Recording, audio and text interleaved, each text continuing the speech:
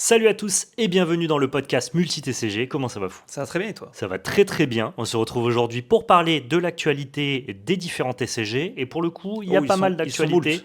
J'ai l'impression que je dis ça à chaque podcast, mais c'est vrai. En fait, il Oui. y a énormément d'actualités qui sortent tout le Ouais. temps, d'où la présence de ce podcast, hein. Maintenant, on va le dire, tout à fait. Maintenant, on va le dire quand il n'y a pas d'actualité.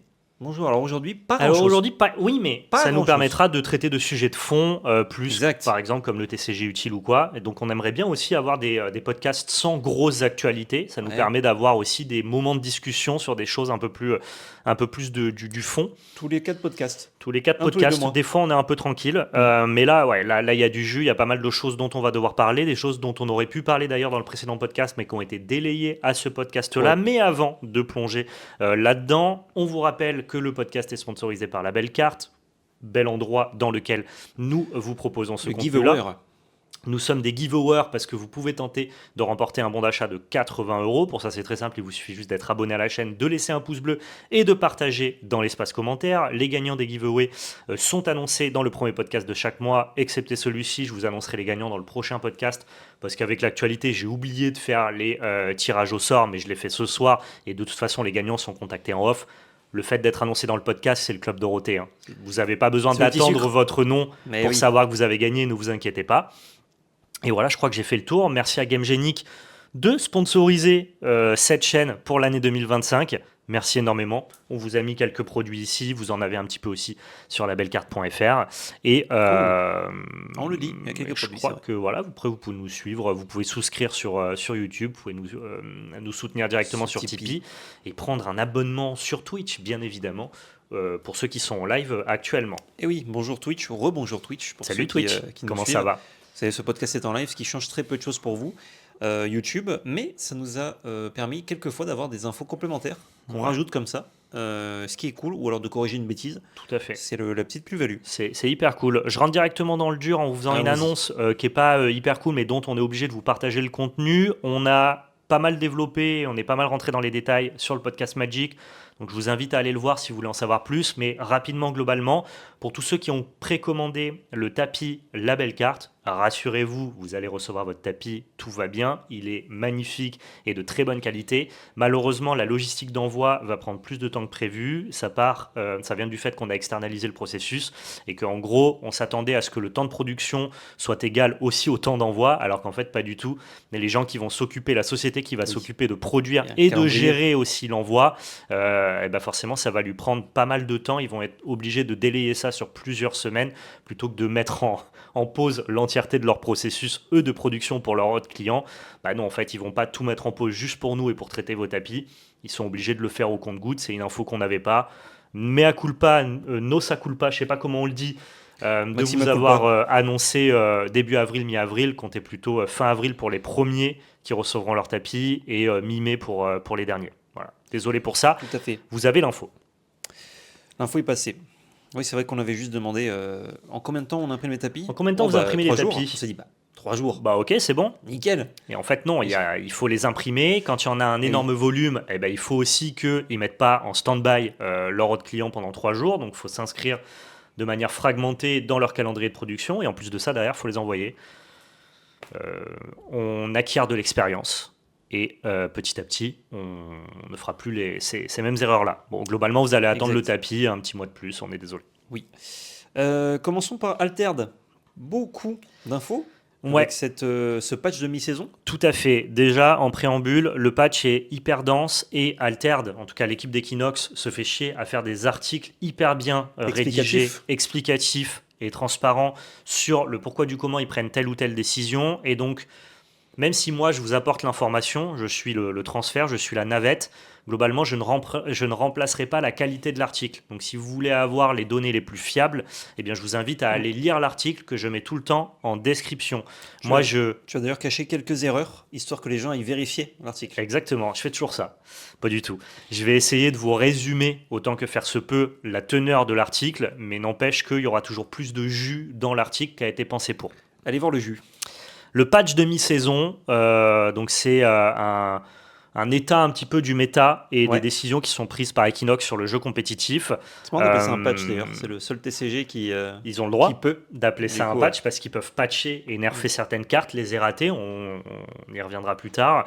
Déjà, ils commencent en préambule par quelques stats, ils sont plutôt satisfaits de l'état et de la représentation des decks dans le méta, Ouais. parce que la faction la plus jouée est Izmir à 20%, Afanas, pardon, tu connais. avec notamment Afanas, mais Akesha et Lindiwe sont pas en reste, c'est une faction qui est Ok. assez bien Bien doté. dispatchée Ouais. sur ces trois héros, et la faction la moins jouée, c'est Axiom à seulement 11%, notamment avec la suspension du Havre Bastion de Bravos, qui était centrale dans les archétypes Axiom. Chaque faction est présente dans le top 6 des héros les plus joués. Donc quand tu prends les 6 héros les plus joués, Oh, c'est 6 factions différentes. Et donc ça, c'est assez nickel. picobello en termes de Ouais. représentation, mais d'après moi, j'aurais quand même une petite... comment dire, je vais avoir un avis un peu nuancé par rapport aux annonces de Altered. C'est aussi un argument qui leur permet de cacher un peu la forêt aussi, tu vois. Parce Ok. qu'effectivement, c'est hyper diversifié, toutes les factions sont jouables et le top 6 est représenté par 6 héros différents. Mais dans les faits, quand tu regardes les top tables et les tops de tournois, Mhm. il y a quand même deux héros qui reviennent de Oui. manière hyper prépondérante, on en parlera plus tard. Oui, parce qu'au final, le top 6, genre si tu prends par exemple le top 6 en DC, t'as des decks qui sont joués genre peut-être à 2 ou À 3%. 2 ou 3%, Ouais. exactement. Bon là, ça reste quand même relativement équilibré parce que je te dis, la faction la moins jouée, elle est quand même présente à 11%. Mhm. Mais merci à Sierra parce que Treist et Soubage, depuis la suspension Ouais. du Havre, c'est compliqué. L'état actuel du format est satisfaisant et donc ils ont décidé, je vous le dis dans le mille direct, de ne pas mettre en place de nouvelles suspensions. Excellent. Donc il n'y a pas de cartes qui partent du format dans ce patch de mi-saison. Ok. C'est quand même un article et des décisions qui ont été reçues de manière un peu mitigée par la communauté. Notamment par le fait effectivement que dans les top tables, il y a quand même des héros qui ont l'air de vraiment dominer le metagame. Ok. Et je pense que la communauté s'attendait justement à des décisions de suspension. En fait, ils s'attendaient à ce que Equinox intervienne sur l'état du format et ça n'a pas été le cas. Ça n'a pas été le cas ici dans ce patch de mi-saison.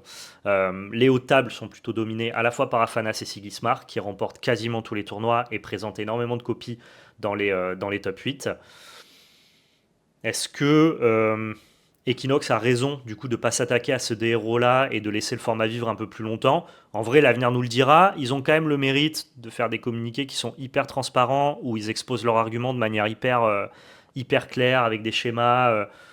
Et donc on peut leur donner raison. Moi, je prends juste la température de la communauté. Ouais. C'est mitigé. Tout le monde n'est pas hyper satisfait Ouais. de... Ils aimeraient que ça bouge un peu. Ouais, voilà. Ils ont décidé d'érater 2 cartes suspendues pour pouvoir les réintroduire dans le jeu. Ok. Et donc ça, tu vas pouvoir Sympa. mettre directement le visuel ici. Sur Laquelle les... veux-tu en premier? Bah, le premier, c'est normalement Errata, je crois.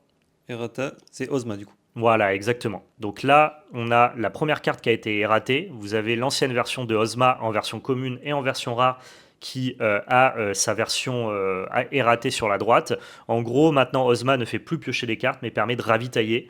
Ça permet de Mhm. diversifier les types de build Ordis, parce que historiquement, Ordis, c'est une stratégie qui profite pas trop de la réserve. En fait, Ouais. Ozma, c'était une staple générique, parce que c'était pour 2 ressources. Quoi qu'il advienne, tu pioches, et Mhm. 2 fois, parce que tu vas le faire à la De la fois de la réserve. main Ouais. et à la fois de la réserve, ce qui en faisait un staple générique hyper puissant, auto-include dans toutes les stratégies Ordis, et donc forcément trop puissante et trop dominante. Mhm. Là, le fait d'érater la carte, ça te permet, entre guillemets, de donner un plan de jeu un peu alternatif et de générer moins de value, parce qu'en fait, quand tu ravitailles, tu donnes une demi-carte et non pas une carte complète. Et en plus de ça, historiquement, Ordis a du mal à flou de sa réserve. Ils vont moins bien gérer le stock de réserve, Ouais. comme par exemple une faction comme l'IRA, par exemple. Mhm. Donc ça a l'air d'être un errata qui est assez malin. Ils sont aussi essayés, autant que faire se peut, d'avoir l'élégance d'érater les cartes seulement sur une donnée, et Ouais. non pas sur plein de données, Oui. pour que l'errata soit pas hyper éloigné de la carte Comme d'origine, Lorcana. par exemple. Et bah, d'après moi, c'est un errata qui permet à la carte d'être jouable, et c'est le but de la désuspendre, mais Ouais, qui en ouais. fait plus le staple générique qu'elle l'était. Et Donc ça me paraît être bien. surtout, ce qui est malin, c'est que ça te fait pas piocher, donc ravitailler, mais l'effet est pas très loin. Donc ça veut dire que L'effet t'es est pas pas en très mode. loin, mais fit mal avec Ordis, donc c'est bien pensé. Ouais, voilà, et t'as le côté. Bah, genre, je me rappelle, tu vois, on va dire, tu jouais la carte avant qu'elle soit suspendue. Je me rappelle qu'elle faisait piocher. Maintenant, le ravitaille, tu as un pattern de play quand même similaire. C'est pas le même, attention, mais tu as Oui. quand même en recherche de value. Ah bah, ils Tu ont vois. voulu rester dans l'esprit de la carte. Oui, Tout à fait. tant mieux. Non, mais ils auraient pu se dire, bon, bah maintenant, elle fait un token de plus, Hmm. elle met un marqueur sur 2 bêtes, tu vois, ce genre de truc. Et non, ils sont Ouais, mais restés sur, ça aurait été moins élégant, je sur ce trouve, bail-là, donc assez stylé. c'est très cool. Et le deuxième? Et pour le Havre, c'était important de réintroduire le Havre Le de par Bastion. le fait que Axiom était un petit peu tombé en désuétude. Ouais. Donc ils ont décidé de le réintroduire pour pouvoir up globalement Axiom dans le jeu compétitif. Est-ce que ça suffira à remettre Soubash et Traced sur le devant de la scène? Pourquoi pas? Les gens sont... Ouais, comment dire? La réception de la communauté, c'est on va voir. ok. En tout cas, c'est clair que la carte est plus broken. Elle va pas permettre de générer des tours complètement furieux, notamment en late game avec Traced. Mhm. Mais elle reste dans l'esprit de ce qu'elle veut faire. Je pense que ça restera quand même globalement une bonne addition au deck Axiom. Donc sur les errata, moi en tout cas, à titre perso, je trouve ça assez flex, quoi. Ok. Tu dirais masterclass ou. Ouais, c'est de bons errata. Je pense que c'était des errata qui étaient attendus par la communauté et qui ont été faits dans le Ok. sens du jeu. Tu préfères les errata ou les errators? J'adore Zerator. Donc, mais je préfère les errata quand même. Je Tu préfères les préfère errata? préfère les cartes. Ça marche. Le point le plus important de ce patch de mi-saison, c'est la mise en place d'une watchlist.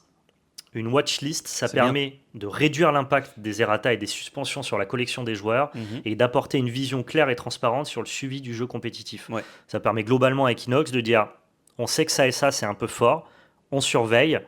Du coup, quand il y a suspension ou errata, vous auriez pu un petit peu l'anticiper. Tout à fait. Surtout s'ils communiquent dessus. C'est le plus important pour une Maintenant, sur watchlist. chaque patch, que ce soit de saison ou de mi-saison, Mm. la watchlist sera mise à jour et un texte explicatif sera mis en place sur chaque carte qui est surveillée. Toutes les cartes présentes dans la watchlist sont les suivantes: Petit Pas et Bond Géant sous toutes ses versions. C'est-à-dire comme la carte est Ouais. peut-être un peu problématique. Main tendue en version rare Izmir, qui apporte des patterns de play hyper puissants avec Afanas. Le mage danseur du Kadigir en commune et rare Izmir. Tiens, Izmir. Ça commence à être assez, Ouais. Ouais, c'est assez nombreux. les cartes principales, on va dire, Ouais. du pack, quoi. Sachant que Petit Pas et Bond Géant, pour ceux qui ne le savent pas, j'ai dit toute version, mais c'est une carte Izmir ou Lyra. Ouais. Voilà. Moi j'en profite dans Fen par exemple, mais c'est surtout très joué dans Afanas. Baba Yaga, qui est une carte rare Ordis qui permet à Ordis de générer de la value. Comme on vous l'a dit, c'est pas forcément la faction qui génère le plus de cartes advantage. Donc le fait qu'il y ait marqué draw sur un drop 3, c'est une bonne carte, juste flat. Ouais. Donc Moi, c'est j'adore Baba Yaga. staple générique. Touchez pas, s'il vous plaît. Procuratrice Ordis, donc qui est une rare Ordis, comme vous l'avez notifié. Et enfin, sur la watchlist ont été placées toutes les uniques aux capacités répétées. Je pense notamment à de l'ancrage répété, à des boucles de ravitaillement ou à des générations de tokens. Dès qu'il y a un effet déclenché en fonction je sais pas, d'arrivée niveau en du jeu de board. quelque chose ou quoi, Ouais. eh bien on surveille ce type de mécanique d'unique parce que ça peut évidemment générer trop de ressources et trop de value pendant la game, quoi. Normal. Ils ont annoncé travailler à une compensation juste pour les joueurs en fonction des errata ou des suspensions. Ouais. Ils n'ont pas encore communiqué. Je pense que tant qu'ils ne trouvent pas la compensation la plus intéressante, Ah, ils vont pas dire. ils vont pas se forcer entre guillemets à trouver une solution rapide, mais plutôt à chercher la solution la plus juste. Et moi, je trouve ça entendable. Donc moi, ce patch de mi-saison, pour quelqu'un qui n'est pas dans l'actualité compétitive d'Altered, qui suit seulement un enthousiaste et qui regarde du contenu et qui adore le jeu, Mhm. moi, je le reçois comme un super patch de mi-saison parce que ils ont réussi à réintroduire deux cartes qui avaient été suspendues de manière plutôt élégante. Ils arrivent à témoigner du fait que le format est hyper diversifié et ils ont une analyse assez claire et transparente de tout ce qu'ils mettent en place, notamment avec la watchlist. Ouais.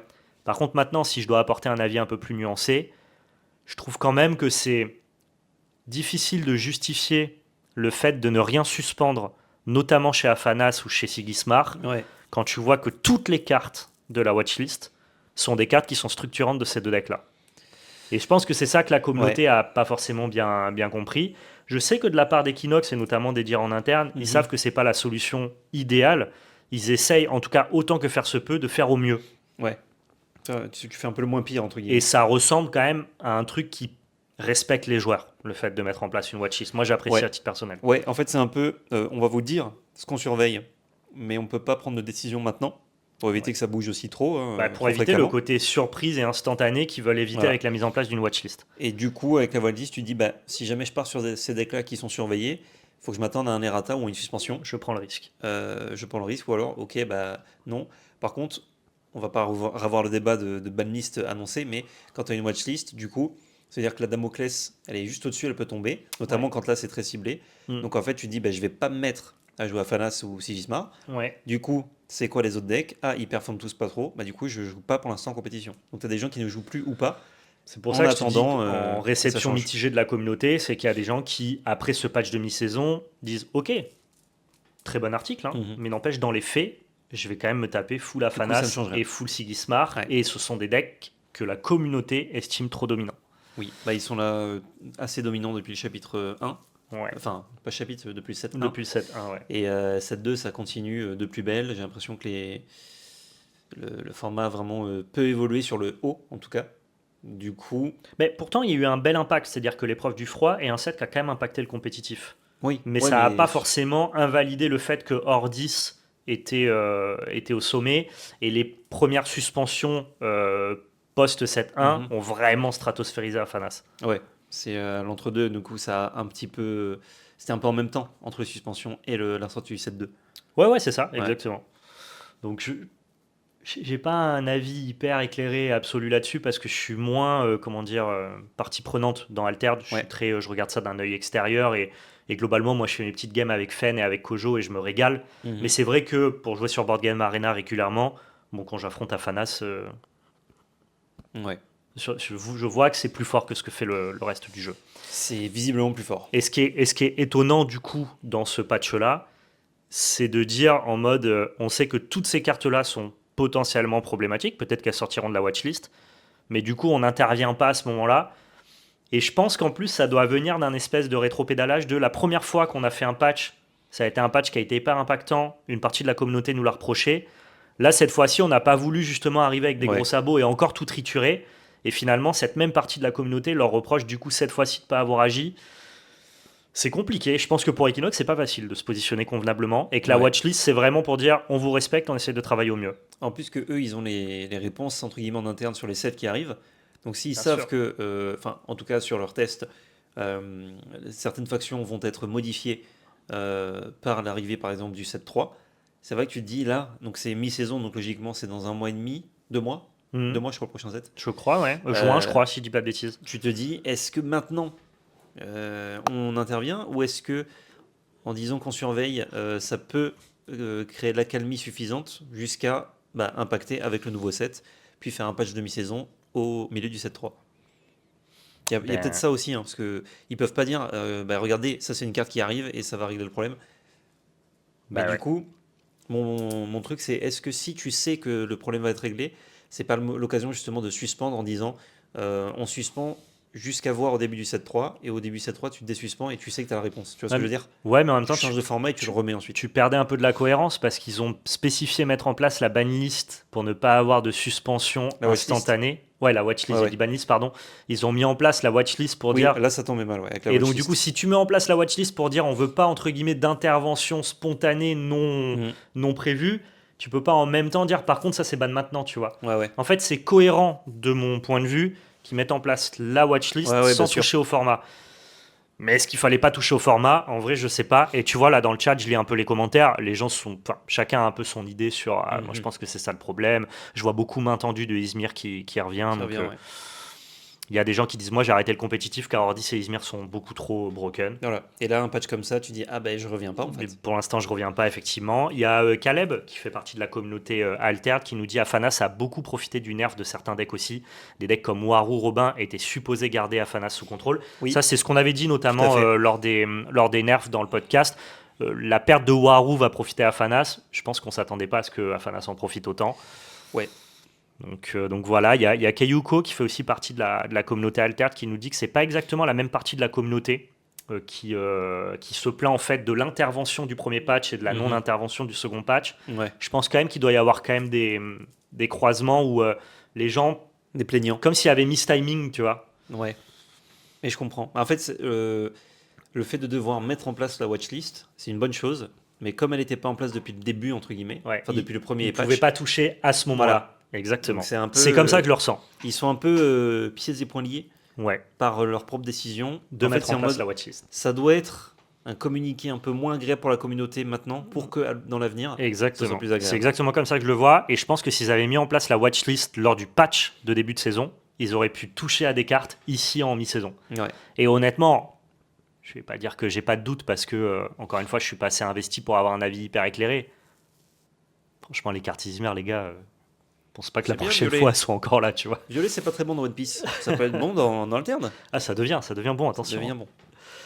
Donc voilà, encore une fois, allez lire l'article parce qu'ils vont rajouter des précisions que moi je vous ai pas apportées ici. Ça reste des articles qui se lisent rapidement, qui sont bien écrits et qui sont bah voilà, hyper cool, respectueux de la commu, quoi. Ouais. Et jouer à Altered, c'est un bon jeu. Passons au problème suivant. Qu'est-ce qui se passe sur l'Orcana? C'est quoi là, le bleu, ça devient pas un peu n'importe quoi? J'ai un petit visu là. Attends, bouge pas. Alors je vous ai pris un visu aléatoire, j'ai pris vraiment un tournoi. N'importe lequel. J'ai un peu choisi un truc quand même qui était visuellement assez marquant. Si Il y vous avait regardez d'autres ce top choix. 16, je pense qu'il y a 13 decks bleus dans ce top 16. Il y a exactement 13 decks bleus. Bah, Ouais. je suis hyper fort. Et ça témoigne globalement un petit peu de l'actualité du metagame actuellement sur l'Orcana, où C'est le tournoi à 180 joueurs là en France? La rafle? Non, c'est pas celui-là. je crois pas, je sais plus. Vraiment, j'ai choisi un visuel qui allait être marquant pour accentuer mon propos. Il y a des top 8 qui sont un chouïa plus diversifiés, Ouais. qui auraient été moins marquants pour le propos. Globalement, ce qu'il faut que vous reteniez, c'est que les decks bleu-gris et les decks bleu-rouge se partagent une part du metagame hyper importante, notamment dans les tops. Un peu trop gloutonne.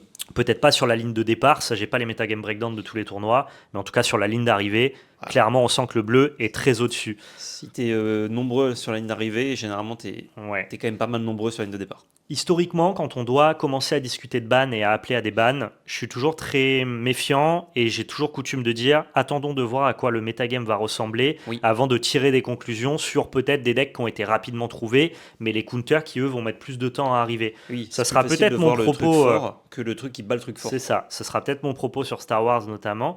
Là, il y a une différence qui me pousse à réagir et à demander une intervention de Ravensburger sur ce metagame-là de début de format 7-7. C'est que le deck bleu-rouge, qui est en train d'éclater tous les tournois et de dominer le format, ça fait 4-7 qu'il est là. Ouais. Et donc, j'ai pas la sensation Même si de c'est pas le découvrir même. ce deck-là maintenant. Et en fait, quand tu le regardes, c'est le même. Oui, pas disons Genre, que bleu-rouge contrôle, c'est en le fait, même deck. il a quoi. pris plein de cartes, donc ça n'a pas été les mêmes cartes exactement. Oui, mais c'est la même strat. Mais Il a la même strat, le même corps. toujours profité C'est du la même même chose, corps, ouais. exactement, et il a toujours prédaté et empêché d'être viable les mêmes stratégies. Quoi. Oui. Et donc là, ce n'est que renforcé, et on se demande jusqu'où ça va. On rappelle quand même que l'Orcana, c'est un jeu qui n'a jamais ban de cartes, hormis Bucky, c'est pas un errata, c'est un ban. Un ban caché, ouais. Depuis 7-7, ce qui est genre Ouais. hyper rare, tu vois. Bah, 2 ans cet été. Ouais. Avec le 7 2 ans sans aucune carte bannie en dehors de Bucky. Ils sont globalement pas très interventionnistes, tu vois. Ouais. Donc je veux dire, ça serait pas illégitime de penser qu'à un moment on peut aller mettre un petit coup de pied là-dedans, quoi. Tout à fait. Notamment sur. Il y a plein de candidats potentiels.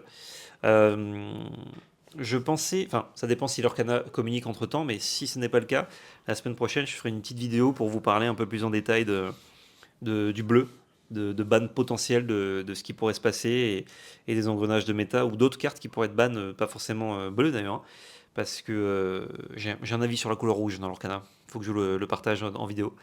Et ouais, c'est la première fois là où on voit vraiment une domination pure d'une stratégie et qui se joue de deux façons différentes. Et peu importe la façon de la jouer, la stratégie objet, bleu, et value du coup, est écrasante. Et du coup, le fait que peu importe comment tu la joues, elle est bien et forte et elle est meilleure que la plupart des autres decks, enfin que tous les autres decks en tout cas actuels, bah forcément, si tu te dis, il y a un souci. C'est pas comme ça que le jeu est pensé, ça n'a jamais été le cas sur les 6 premiers chapitres.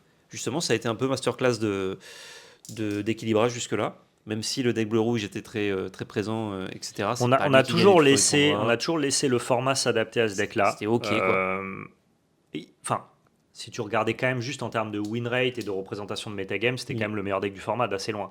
Et donc, tu peux ne jamais bannir ton meilleur deck parce que le format doit avoir un meilleur deck. Ouais. Mais il a été meilleur deck pendant 4-7. Il y a juste des TCG qui auraient déjà pris des décisions d'équilibrage sans détruire le deck, juste en l'équilibrant un peu. L'Orcana l'a pas fait et honnêtement, j'appelais pas un ban et je trouvais ça cool que justement ils laissent vivre leur format. Ouais. Là, je pense qu'au chapitre 7, on arrive, ça y est, un petit peu au trop-plein et qu'on pourrait peut-être envisager quelques bans d'équilibrage. Moi, mon avis, mes 2 centimes, ça serait de faire partir une carte comme Be Prepared, qui est la seule carte du jeu qui fait du Soyez 1 pour prête. 10. Mais en même temps, si jamais tu enlèves Be Prepared au deck rouge, parce que ça permettrait de manière transversale d'attaquer aussi violet-rouge, qui est globalement un deck qui remporte souvent les gros tournois, et ça permettrait d'attaquer les stratégies objet rouge contrôle. Et en même temps, si tu fais partir ça, du coup, il faudrait taper un petit peu sur le gris, et moi j'enlèverais la chanson plus ardent que le feu des volcans, parce qu'anti-bet gratuit à 1, et ça permettrait de taper un petit peu sur bleu-gris qui prendrait naturellement la place de bleu-rouge. C'est un avis comme ça. J'essaye de penser à des bannes qui sont un peu transversales sur plein de stratégies et qui permettraient au plus de decks d'exister. Je pense que Lorcaner et Ravensburger auront un avis plus éclairé que moi, mais voilà, mes 2 centimes, ce sont ces 2 cartes-là. Ouais, il y a beaucoup de gens qui parlent de glace à l'eau. Je suis assez d'accord. C'est Et le là, ban. tu bannis une stratégie, ça qui est dommage. Ouais, mais en même temps, genre, faut voir de quoi on a besoin là, dans l'Orcana. Imaginons qu'il n'y a pas de counter. Genre, jusqu'au chapitre 8, c'est le même. Moi, Chapitre ça me 8, dérange pas pardon. que les gens jouent objet, tu vois. C'est le même truc. Est-ce que tu as besoin de renouveler ton format parce que bleu-rouge, ça continue d'être le deck dominant et là, il atteint un stade trop? Est-ce que tu as besoin de dégager complètement un deck? Est-ce que tu veux amenuire sa puissance? Ça dépend ce qu'on vise. Glace à l'eau, l'avantage, c'est que ça laisse bleu-gris exister en un petit peu moins consistant, mais il existe toujours et il est toujours très bon. Ça enlève de la value à bleu-rouge Moi, qui doit se concentrer sur d'autres bleu-gris parts. objet sans glace à l'eau, j'y crois pas, hein. Ça redeviendra bleu-gris Cogwars, quoi. Dans tous les cas, il a quand même pris des bonnes choses, tu vois. Et puis, Oui, mais tu pourras plus jouer Scrooge McDuck, tu pourras plus jouer toute la stratégie objet, tu joueras plus Atelier de Maurice, tu joueras plus cette value-là, tu joueras vraiment bleu-gris ouais, après, personnage, quoi. tu lui mets une glace à l'eau-like grise dans le prochain chapitre, tu vois. Oui, non, d'accord, je parle actuellement, quoi. Dans les faits, en fait, enlever glace à l'eau, t'enlèves une stratégie, alors que moi, je veux juste enlever des cartes qui sont prédatrices de. En Ouais, fait, c'est genre. Même quand tu joues du violet, moi j'adore violet-gris, en fait, t'as quasiment jamais aucune bonne raison de pas jouer violet-rouge à cause de Biprep, tu vois. C'est des je cartes qui comprends. sont hyper polarisantes dans le format et qui Ouais. empêchent beaucoup de choses d'exister. Je pense que cette carte, elle est nécessaire, mais ça aurait été bien d'avoir des alternatives dans d'autres couleurs. Le problème, c'est qu'il n'y a que le rouge. Que le rouge qui propose ça, donc tu peux pas tenter un build de contrôle différent qui va battre ton deck contrôle, parce qu'en fait, tu es obligé de jouer rouge parce qu'il y a Biprep, et tu es obligé de jouer bleu pour la value. Donc là, t'as aucune alternative, c'est aussi ça le problème. Ouais, ouais. Mais tu vois, si un deck bleu-rouge devait passer par de la gestion ciblée ou même par 6 sous pour pouvoir clean des boards, là Mm. non, bleu-rouge en fait il a le temps de setup sa value et son late game qui est littéralement déterministe. Tu peux pas le battre parce qu'il va faire des choses plus puissantes que toi. Et même du coup, le temps qu'il se setup et qu'il génère cette value là, toi tu vas prendre le board et il a un bouton reset. Et bah si bleu-rouge n'avait pas de bouton reset, ça resterait un bon deck qui tourne autour de la mécanique des objets, qui génère de la value, mais qui devrait se démerder à essayer quand même de gérer ton board. Et là, c'est là Ouais. où pour moi le ban il est intéressant. Avec le nouveau item Saphir Coil, franchement, Sissou, ça gère quand même bien bien les boards, hein. C'est pas loin d'un biprep sur beaucoup de boards. Dans l'équilibre de l'Orcana, c'est quand même pas biprep quoi. C'est moins clean. Parce que ça va attaquer aussi les stratégies violettes. Ouais, effectivement, mais je pense que si tu enlèves biprep, tu attaques plus d'autres decks que bleu-rouge. On a vu des versions de Je crois bleu-rouge par pas. le passé qui en jouaient plus que deux, tu vois, et c'était ok. Donc, je dis pas que c'est un mauvais ban, Moi, mais je je dis que pense. ça règle pas le souci Je, comme il est actuellement. je pourrais même parier que c'est le ban qu'ils vont faire moi. En fait, je le trouve assez large et sans invalider des plans. Et en fait, enfin, je veux dire, je crois pas qu'ils aient envie qu'on joue plus objet, tu vois. Ouais, t'as aussi un truc, Il y c'est a que trop de cartes qui tournent autour de ça, ça invaliderait. En fait, si tu bannis objet, tu bannis 10 cartes, alors que là, biprep, globalement, tu bannis rien. Tu bannis que biprep. bah, en fait, quand tu regardes comment ils ont pensé objet, c'est Hmm. pas comment on le joue. Ah bah c'est Tu normal, vois le nombre d'items. t'as le droit de tout reset à un moment, donc tu fais ce que tu veux, quoi. Bien sûr, mais du coup, eux, ils voudraient qu'objet se soit joué, mais différemment. Ouais. Donc, faut voir comment tu joues objet différemment. À mon On avis. verra bien, wait and see, mais je pense que s'il passe par un ban, ça sera de cet acabit-là. En fait, Il y plutôt a... ban une carte qui ne shadow ban pas 12 cartes, d'après moi. Ouais, je vois. T'as aussi un intérêt sur la banlist au fait qu'en Asie, les, les sets sont en train de sortir. Donc là, il y a le 1 qui est sorti. Ouais. Et si ça se passe comme sur d'autres TCG où ils sortent les Z7 petit à petit, Hmm. du coup, ils vont avoir les méta en décalé. Ouais, Donc bah, c'est c'est le cas intéressant actuellement, ouais. d'avoir une banlist peut-être qui peut concorder pour qu'ils aient pas la même méta et qu'ils arrivent à rattraper. Mais du coup, si tu bannes Biprep pour l'Asie aussi, c'est vraiment. Bon, moi, d'après moi, ils le feront pas. Ils banniront pas la même carte au même moment, mais Ouais, mais c'est bizarre de. d'avoir un décalage comme ça. Bah non, c'est le cas C'est- c'est le cas sur One Piece. Ils vont la ban plus tôt quand même là-bas, tu vois. Bah pas forcément. Ils pourront attendre et dire que bah, c'est au 7-7 où on acte que c'est le trop-plein. Et en vrai, s'ils veulent la ban au 7-6, personne s'en plaindra, tu vois. Ouais. Je me dis, comme Glass Hollow n'est pas En tout sorti, cas, moi, tu vois, je réfléchis pas à Asie, tu vois. Pour moi, c'est un autre format. Il y a Peut-être qu'ils le 7-7 de prennent pas en différence. Moi, ce qui m'intéresse, c'est comment ils équilibrent le format occidental. Et pour l'instant, je commence à me demander s'il n'y a pas un petit problème, quoi. selon moi, pour conclure un peu là-dessus, si tu bannes juste Biprep, pour les decks bleu-rouge, hein, je parle, Ouais. franchement, le problème reste le même, c'est juste que tu as d'autres decks qui n'existent plus. Et bleu-rouge, il fait vraiment quasiment la même chose. C'est pas suffisant. Ok. Glace à l'eau, ça lui met un vrai tir. Ça enlève certaines cartes, mais tu peux jouer un deck bleu-rouge contrôle sans jouer la value objet, hein. Tu peux passer toujours par des Surèves bleues, des Grands Mertala. Genre, il y a beaucoup de sorties. Et gris-bleu, tu veux dire. Bleu-rouge, non, je voulais dire. Que tu sais ce rêve bleu. Ah, bleu lumière. Bleu-lumière. Oui, oui, pardon, excuse-moi. Ok. Bleu lumière, merci. Et à côté, bah, bleu gris. Je te dis, hein, juste avec un ban de glace à l'eau, peut-être qu'il serait plus assez fort et qu'il reviendrait plus tard. Hmm. Ou alors qu'il reviendrait aux versions classiques sans les objets. Enfin, sans tous ces objets. Mais c'est un ban, ou Belle aussi peut-être. Belle, c'est un candidat, une candidate. Ouais. Ça peut Ok. être un peu plus impactant, en tout cas pour le problème actuel. Globalement, on est quand même divisé, mais on s'accorde sur un truc, c'est que ça serait bien qu'on touche un peu au format. Ah oui. Ça serait bien que Ravensburger Ça, c'est- s'occupe c'est un petit clair. peu de l'équilibrage de son jeu compétitif. Ils ont été hyper laxistes et probablement à raison pendant pas mal de temps. Mm. Je pense que là, on est sur le moment où ils peuvent prendre des décisions, notamment avec les Worlds. On n'a pas encore la date, mais on sait que ça va arriver. Ce serait bien d'avoir un format où les joueurs ramènent pas 8 decks, 8 decks bleu-rouge en top 8. Bah, en plus, il y a quoi? Il y a 16 joueurs, je crois. Ou 16 ou 32, je Il crois. n'y a pas beaucoup, donc, Donc ça serait sympa d'avoir un format un peu plus divers et varié. Mm. Et je pense qu'il y a largement la place pour trouver le bon équilibre là-dedans. Voilà, Tout on à voulait fait. vous en parler.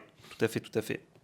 Ensuite, ça y est, on peut parler de belles choses Oui, sur Flesh and Blood. alors pas que des belles choses, mais J'allais dire pas en que des belles partie des belles choses sur Flesh and Blood. La dernière fois, on n'avait pas pu vous en parler parce que délicieux c'était encore à l'état de leak. Oui. Et nous, on commande pas les leaks, on attend que les infos soient officielles par C'est respect un pour les, autoleak. oui, c'est un auto-leak d'ailleurs, par respect pour les éditeurs et pour les créateurs de contenu à qui on confie certains spoilers et certains reveals. Première chose dont on va parler, et après on ira sur les réjouissances, abandon des langues en dehors du français et du japonais pour Ils abandonnent l'anglais Flesh and Blood. Non, ils conservent l'anglais évidemment, mais globalement, Espagne, Italie, Allemagne, qui étaient sortis en même temps que HP1, vont être abandonnés, et c'est tout à fait entendable. Je pense que ces pays consomment en anglais en fait, juste, tout Ouais. simplement. Big up à Romain qui s'occupe de la France et qui a beaucoup poussé pour qu'on n'abandonne pas le français. Merci Parce que, Romain. en France aussi, il y a énormément de joueurs qui se sont mis à Flesh and Blood à l'époque où c'était seulement distribué en anglais, Mhm. moi le premier, et qui continuent à consommer en anglais. Moi j'achète mes boîtes en anglais, pas en français. Donc Ouais. je fais partie des gens qui ne valorisent pas le fait que Flesh and Blood ait édité du multilangue, ce qui du coup est un problème pour les coûts de production du jeu. Et c'est normal qu'ils finissent par abolir certaines langues. En France, on est quand même un pays qui est beaucoup moins multilangue que d'autres pays d'Europe. Si un TCG n'est pas imprimé en français, il y a beaucoup de gens qui jouent pas en France. On n'a pas le meilleur niveau en anglais dans le monde et ça aurait quand même impacté pas mal de joueurs de plus avoir du Flash and Blood français. On est très content que les gens se soient battus pour le conserver. Je trouve ça logique qu'en Allemagne, franchement, en tout cas, tu regardes sur Card Market, je suis pas sûr qu'il y ait beaucoup de gens qui achètent des cartes en allemand, quoi. En fait, dès lors que c'est un jeu qui est joué Bah, de surtout, manière L'Allemagne consomme beaucoup l'anglais de base. ouais, et puis c'est un jeu qui est joué de manière mondiale et qui est pas forcément hyper impacté de manière nationale. En fait, il y a plein de joueurs dans le monde, mais je pense Ouais. qu'il n'y a pas une communauté énorme en Allemagne pure et dure. En fait, quand tu achètes des cartes allemandes, tu les revends pas, quoi. C'est dur. C'est dur parce que du coup, les Allemands payent plus cher de frais de port pour te commander. Si toi t'es en France, c'est pas worth. Donc ça m'étonne pas, même si c'est quand même un peu une triste nouvelle. Enfin, faire l'effort, je trouve, de lancer le multilangue, c'est un truc qui est hyper cool. C'est bien qu'ils aient essayé de le faire au moins. Quand du coup ils doivent en revenir un petit peu sur certaines langues, bah c'est toujours un peu triste. Tout à fait.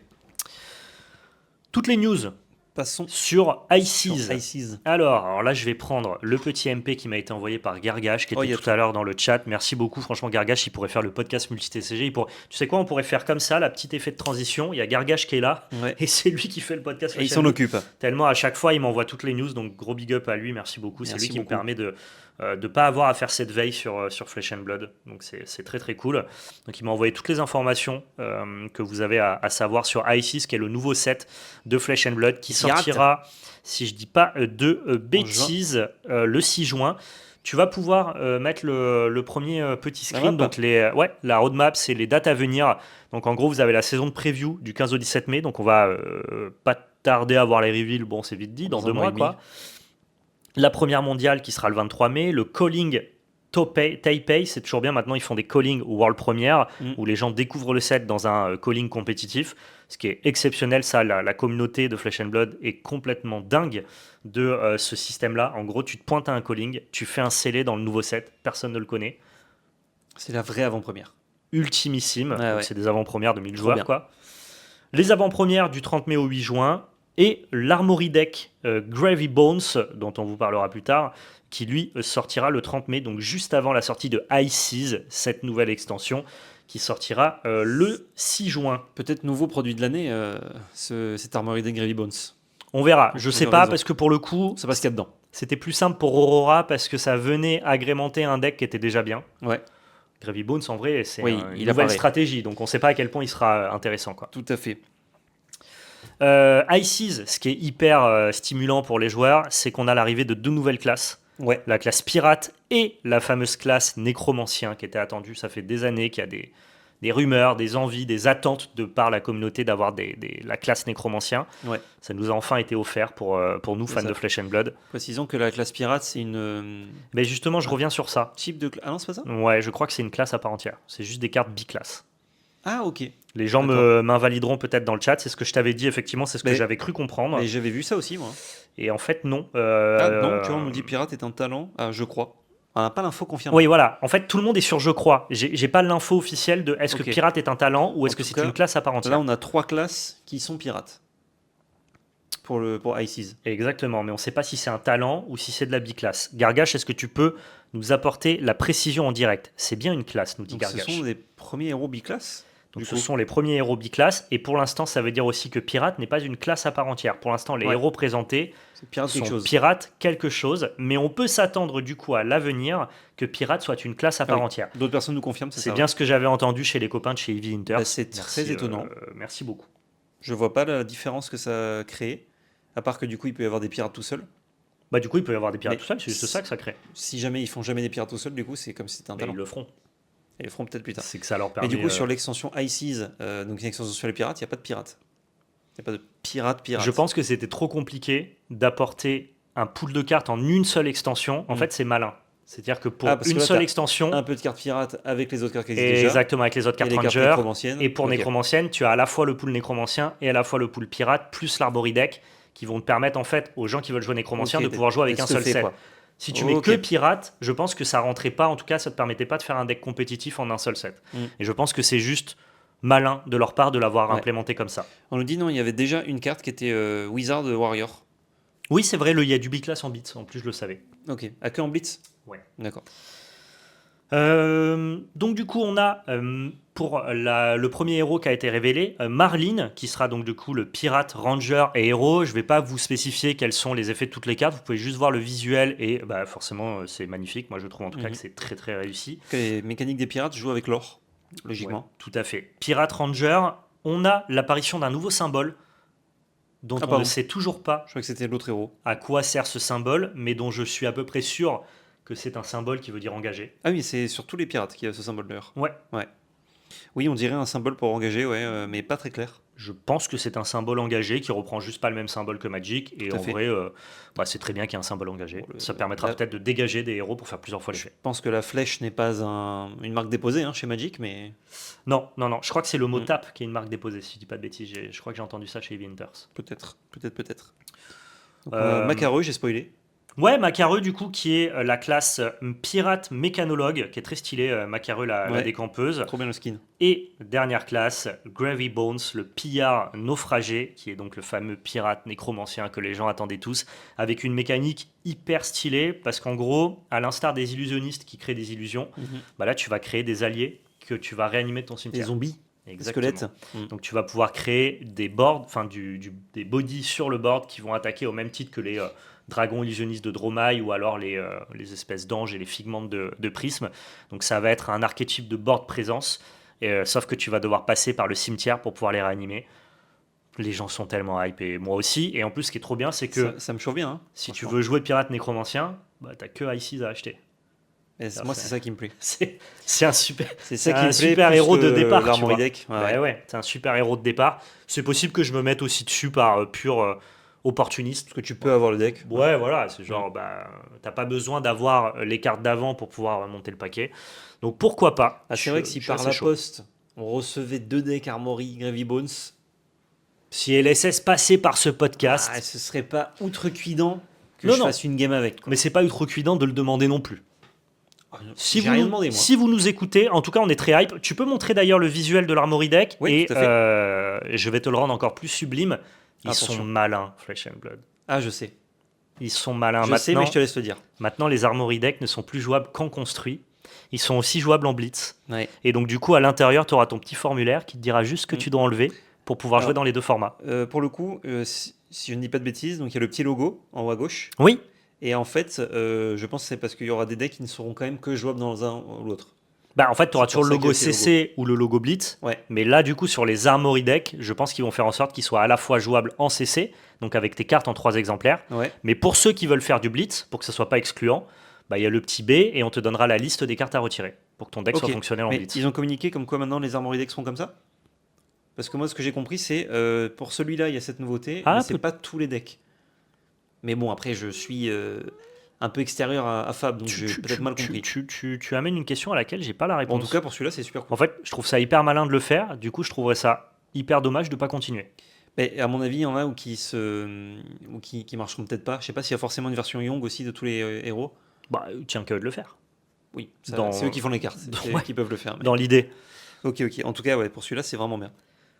Prochain visuel, je te laisse montrer les 3 displays différentes parce qu'ils se sont tapés un kiff. Il y a 3. Alors, plutôt que de faire des visuels de boosters Ah. différents comme c'est le cas sur les TCG, Ouais. non, eux, ils font des displays différentes. Mhm. Alors, les collectionneurs de displays, vous êtes deg parce que du coup, vous avez 3 displays à acheter.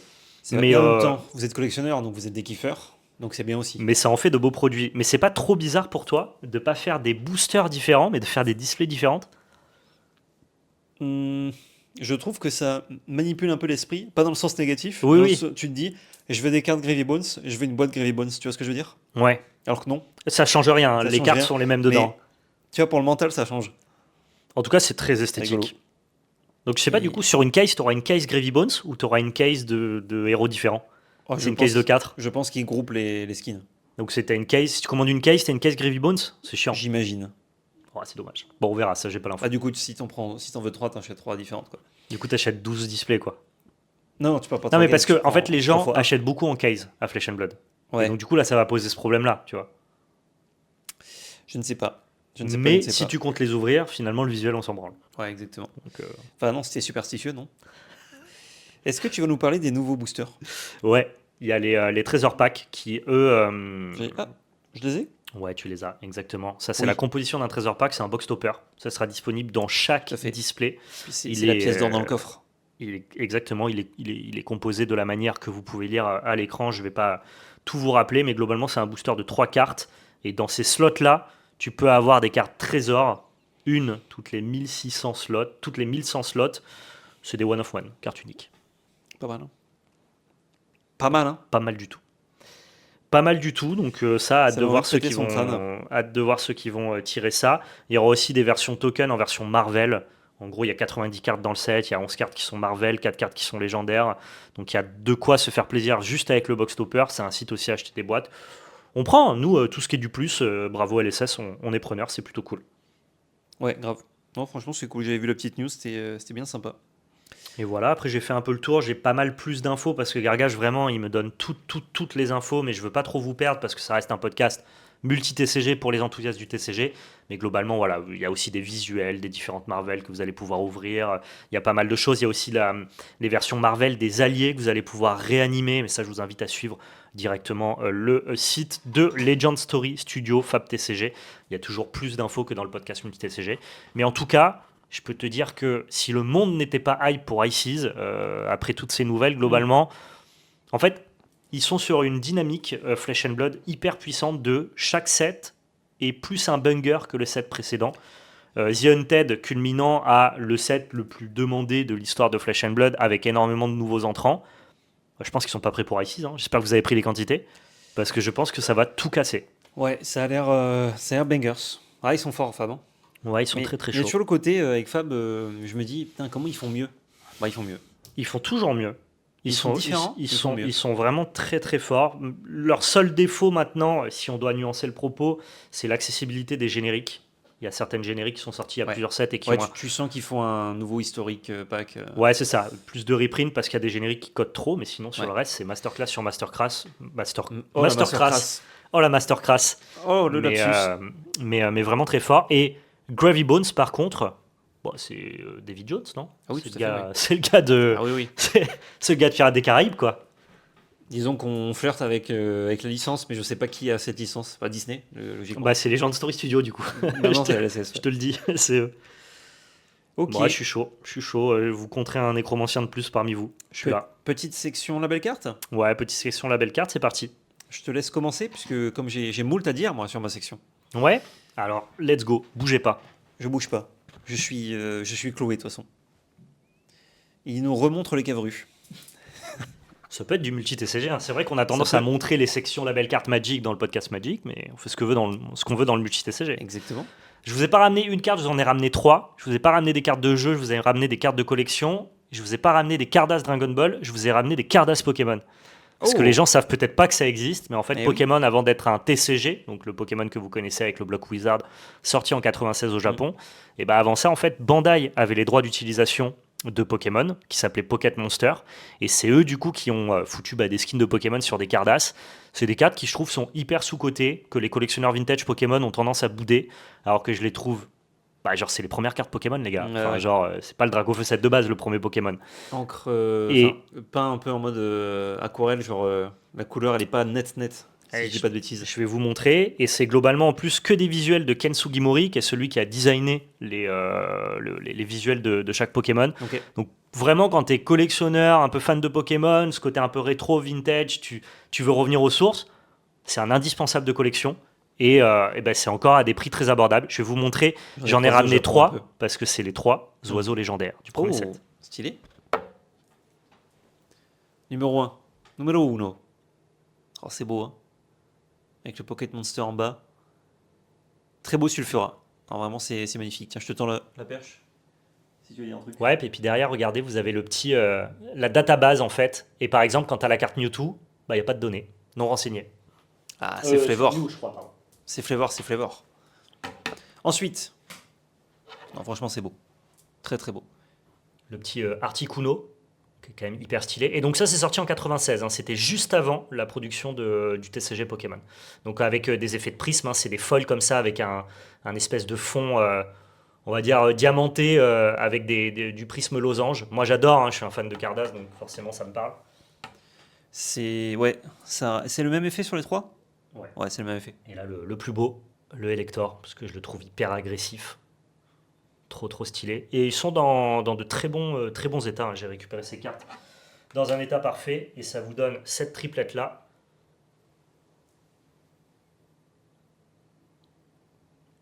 Voilà. Et je trouve que quand vous avez ça, franchement, si vous êtes collectionneur de Pokémon, ça a une putain de gueule. Le Articodin, incroyable. Ah ouais? T'es plus Articodin, toi? Ah, je crois que c'est mon oiseau préféré, ouais. Trop stylé. Sous-côté, je vous le dis, vraiment. Ouais. Ça se procure comment? Si on veut en acheter, genre... Ah, c'est pas pour moi. Ça se procure sur... Auction. Ouais, tu peux les faire venir directement du Japon, il y en a beaucoup, et en plus tu les trouveras moins cher. Donc si tu fais de l'import sur Auction, ça marche bien, mais tu peux Ouais. trouver ça quand même sur eBay. Il y a quand même quelques collectionneurs qui en Ok, ont. ouais. Moi, je les ai récupérés chez Cards Hunter. Big up au copain, sur sa boutique Pokémon, il en avait un petit peu. Ok. Je pense que Trop c'est bien. des produits qu'il peut ramener du Japon quand il fait des voyages là-bas. Mm. Ça se trouve à Tokyo, là où tu étais il y a pas longtemps. Ouais, mais j'en ai vu, ouais. Je sais plus, je crois que c'est Dracofeu que j'ai vu. Ouais. Mais je me rappelle pas le prix. Bon, je peux te le dire, ça doit être dans les 100-150 euros. Il me semble que c'était coûteux, ouais. Ouais. Oui, mais Enfin, coûteux. c'est un Dracofeu, Ouais. le premier Avant le Dracofeu. avant le fameux Ouais, ouais. Dracofeu, et je te dis c'est 150 euros. Franchement, c'est sous-pricé par Non, rapport ça va. à Mais la disons, rareté et à l'histoire que ça raconte, quoi. Comme dit Master, pas de nostalgie puisque pas sorti en France. Donc c'est vrai que c'est vraiment un item Oui. de collection. Et du coup, je C'est- le valorise moins comme un item nostalgie, tu vois. C'est la nostalgie d'un truc que t'as pas connu. Moi, je suis très Ouais. sujet à ça, bizarrement. Moi, ça dépend, ça marche pas tout le temps, Ouais. mais ça, c'est très beau. Ouais. Ben, en fait, moi, c'est par comment dire extension. Je suis Oui. fan de Cardass Vintage et c'est de la Cardass C'est un Vintage peu au-delà d'être du l'entre-deux, ouais, Pokémon, tu vois. tout à Donc fait. ça fait le pont entre c'est les Pokémon de l'enfance et en plus c'est de la Cardass. Ouais, Je kiffe. tout à fait. Pour ma carte, c'est une carte non pas gradée, mais imitation carte gradée. Je vous ai déjà parlé de ce TCG qui s'appelle Panzer Parfume de Polygon 93. Tiens, je te laisse montrer la petite carte. Ouais, tout à fait. C'était la carte promo quand vous précommandiez un bundle spécifique. Donc la carte n'existe que comme ça et elle arrive directement dans cette espèce de boîtier style carte gradée. Et tu peux montrer le dos. Ce qui est intéressant, c'est que au dos en haut, il y a une petite signature de Polygon 93. En plus, qui est stylée sa signature. Ah oui, en haut, très Ouais. joli. Donc c'est vraiment pour de la carte promo de bundle un super, super choix en termes de carton et d'artistique. Et pourquoi je vous parle de ça? Parce que je vous en ai déjà parlé, bon, vous avez compris, j'adore. C'est que depuis le 1er avril, donc j'espère que ce n'est pas une blague, parce que j'ai vérifié mes sources, mais j'ai pas trouvé d'infos autres que c'est officiel. En tout cas, c'était toujours Euh, officiel ce matin. Ce matin, c'est toujours officiel. Et il y a les précommandes ouvertes pour la deuxième extension. Ce n'est pas un placement, rien, mais je me suis dit, quitte à vous parler de l'actualité, autant en faire un petit segment avec la belle carte. Et les précommandes sont ouvertes jusqu'à je sais plus quand, mais il y a une date de fin, puisque ensuite c'est envoyé début d'été. Ok, d'accord. Deuxième set, je crois que j'ai un visuel qui est par là. Voilà, tout à fait. Vous avez du coup des boîtes collector et des boîtes classiques qui sont cette fois-ci par boîte de 20. C'est pour ça que le prix aussi a augmenté par rapport au premier. C'est parce qu'il y a 2 fois plus de boosters, donc c'est normal. Là, c'est le bundle un peu méga collector avec l'affiche promo. Je ne sais pas si l'affiche promo, elle reprend la première affiche promo qu'ils avaient faite. Enfin, qu'il avait faite, style des machines Cardass. Alors j'ai cru voir que c'était effectivement ce qu'on appelle des... Ah, J'ai oublié le nom. c'est des displays, je crois. Ça s'appelle comme ça? Ouais, c'est des displays de Ok. présentation, en gros, que tu mets Ce que tu devant mets les devant la vending machine. machines, Ouais. exactement comme les Cardass Vintage. Ça me parle beaucoup. Tu m'avais filé d'ailleurs le display Oui, Panzer que j'ai on a mis vu deux, ouais. dans mon décor. J'aime beaucoup ce genre de petit rappel-là à cette culture un Et peu oui. japonaise de la vending machine. Et oui, oui, j'entends de la synthwave rien qu'en voyant ces cartes dans le chat, exactement. C'est le concept. Hein. Donc ça reprend les artworks encore une fois enfin les œuvres d'art pardon, que fait Polygon 93, mais pas que. Il y a beaucoup d'artistes, je vous fais pas la liste parce qu'il y en a beaucoup, je crois qu'il y en a 15 ou 16 si je dis pas de bêtises, qui collabent sur cette D'accord. extension. Il y a plus de cartes que sur la première. Donc là vous avez le menu, vous avez encore la carte, comme je vous ai ramené la première carte promo. Elle est où? Elle est là. Vous en avez une autre, du coup, pour la deuxième extension. Et vous avez également des boîtes collector. Alors là, j'ai pas le visuel. C'est des boîtes qui sont très esthétiques, qui sont toutes noires. Ouais, Et noir et gold. avec 10 boosters, noir et gold, ouais. Et il y en a pas beaucoup. Il y en a que 100. Donc là, j'ai pas encore préco. Je me tâte un peu. Je ne sais pas quel préco je vais réaliser. Mais peut-être qu'au moment où je vais vouloir, il y aura déjà plus de Mais une préco. grosse préco, quoi. Peut-être pas de boîte collector. Il y a un restock aussi, un restock. Alors peut-être qu'il y en avait eu avant. Moi, je l'ai vu que au moment de la deuxième extension sur Panzer Perfume, sur quelques boîtes de boosters de la première extension. Donc ceux qui ont loupé, qui voudraient s'y essayer, il n'y a que 54 cartes, un truc comme ça. Dans la première extension, vous avez 5 cartes par booster. Donc vous avez une belle partie de l'extension déjà en ouvrant, mais vous n'avez pas évidemment toutes les secrètes et tout, tu connais. Il y a aussi, avec cette extension, le côté card game qui est beaucoup plus développé, puisque derrière les cartes, donc vous avez la face avant qui est juste l'artwork magnifique, etc. Et de l'autre côté, vous avez un côté carte avec des stats, etc., un texte, Ok. comme une carte de jeu. J'ai pas plus d'informations pour l'instant. Je ne sais pas si ça a été communiqué, etc. En tout cas, vous avez quelques visuels sur le site si vous voulez aller voir. C'est Paradigm Shifters, le nom d'extension, et c'est Phantasm World, le nom du site où vous pouvez retrouver ces produits-là. D'accord. Donc je suppose que c'est quantité pas méga limitée pour les produits non collector. Et ouais, du coup, il y a un côté card game. Très honnêtement, moi, j'y vais pas pour jouer avec les cartes. Hein, je les trouve juste jolies et c'est de la collection. Mais ceux qui veulent rentabiliser, on va dire, leurs cartes en s'en servant, en jouant avec, bah, vous avez ce côté card game qui est plus développé. Et il avait teasé. Moi, je m'attendais à des petites règles parce que le premier, c'est junk and pod, en gros, les règles. Ok. Alors que là, vraiment, on a des stats et tout. On fait de la bagarre. Il y a Ouais, du un texte peu sur les plus loin, cartes. quoi. Ok. Ça va un peu plus loin et c'est cool. Donc GG à Polygon pour avoir mis ça en place. C'est pas un placement, c'est juste que la news est sortie, je vous en parle et j'aime bien. GG à lui. Après, Polygon, si vous voulez un placement, on est là. On a là, hein. Il n'y a pas de souci. Alors, on passe à la news suivante. Star Wars. Star Wars. Unlimited, le premier grand sector qualifier a eu lieu à Milan. C'était le plus gros tournoi Star Wars jamais recensé pour Ever. l'instant. C'était donc le début des gros tournois régionaux avec bien cet Open disponible pour X joueurs. Là, en gros, ils ont réussi à réunir 550 joueurs. C'est à la fois une très belle stat parce que c'est un très beau tournoi. C'est à la fois un chouïa décevant parce qu'ils avaient la capacité d'accueillir plus de 1000 joueurs. Ouais. Donc on va dire qu'on est un peu sur cet entre-deux. On sait que bon, le secteur qualifier, il était à Milan en Italie, qui n'était pas du tout le pays le plus Star Warsien. Ouais. Je pense que celui à Lille va Tour de être force, beaucoup plus rempli. Et je sais que les secteurs aux États-Unis, globalement, s'il y a 2000 places, ils seront 2000. C'est blindax. J'ai pas trop de doute là-dessus. Donc voilà, c'est une stat qui est à la fois Il bonne n'y en a et pas à la encore fois... eu, je crois. Les premiers Comment étaient en Europe, il n'y en a pas encore aux États-Unis. C'est le premier à Milan, là. Le premier, c'était à Milan, 550 joueurs. C'est pour ça qu'il est le plus gros tournoi Star Wars, mais ça va être vite dépassé. Oui. Juste à Lille, je pense que ça sera dépassé. Ça sera début mai. Maintenant, si on s'intéresse au metagame rapidement, moi j'ai beaucoup joué à Star Wars en ce moment, donc j'adore. Vous avez ici le metagame breakdown sur la ligne de départ avec 29% de représentation de Django, qui était le deck le plus attendu lors de ce tournoi à Milan. Mais là où le bas a commencé à blesser, c'est qu'on est sur 26% de Django au jour 1, pour 47% de Django au jour 2, pour 69% de Django en top 16 et pour 7 Django dans le top 8. Et un pied. Et un Piet, l'amiral Piet. Très bonne carte qui peut justement se tenir Django sans trop sourciller. Donc, Et un Django qui gagne.